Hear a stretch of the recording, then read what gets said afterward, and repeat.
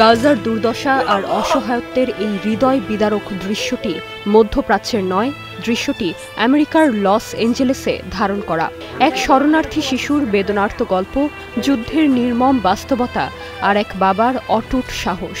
এই সবকিছু মিলিয়ে বিশ্বখ্যাত পরিচালক ইয়াদ হাজ্জাজ নির্মাণ করেছেন my foot is in heaven, যার মাধ্যমে নির্মাতা গাজার নির্মমতাকে নিয়ে এসেছেন হলিউডের মঞ্চে। সিনেমার গল্প একটি ছোট্ট শিশুকে ঘিরে আবর্তিত। যুদ্ধ বিধ্বস্ত দেশের শিশু সামার প্রতিদিনের ইসরায়েলি হামলার মধ্যেও বেঁচে থাকার লড়াই চালিয়ে যাচ্ছে। একদিন বোমার আঘাতে মারাত্মক আহত হয় সামার। ডাক্তার বলেন বাঁচতে হলে তার পা কেটে ফেলতে হবে, নয়তো সে মারা যাবে। সবচেয়ে ভয়ঙ্কর ব্যাপার হলো অস্ত্রোপচার করতে হবে অজ্ঞান না করেই। তবুও সামার নিজের ভেতর সাহস ধরে রাখে আর বাবা ওয়াহিদ তার পাশে থেকে তাকে অনুপ্রেরণা যোগান প্রতি মুহূর্তে। অবশেষে যখন সব শেষ হয়, সামার দৃঢ় কণ্ঠে বলে, আমার পা এখন স্বর্গে আছে। I consider myself as an ambassador. গাজার প্রতিটি পরিবার তাদের প্রিয়জনকে হারিয়েছে।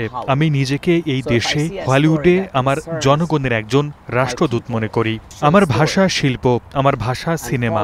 গাজায় আমি বড় হয়েছি, সেখানকার মানুষের কথা বলা আমার দায়িত্ব।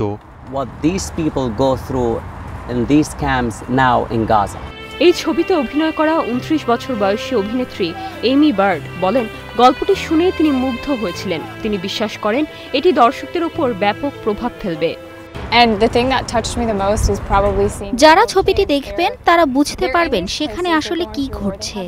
এই সিনেমার পর তারা এই যুদ্ধকে একটি ভিন্ন দৃষ্টিকোণ থেকে দেখা শুরু করবেন। প্রায় 2 বছর ধরে গাজায় চালানো ইসরায়েলের নৃশংসতার সামান্য কিছু অংশই এবার উঠে এলো পর্দায়। এই গল্প, এই সিনেমা নির্মম বাস্তবতার ভেতরেও অদম্য সাহস, বাবা মেয়ের ভালোবাসা আর নিষ্ঠুর যুদ্ধের মুখোমুখি দাঁড়িয়েও হার না মানার প্রতিচ্ছবি। Nirjona Nusrat, star news.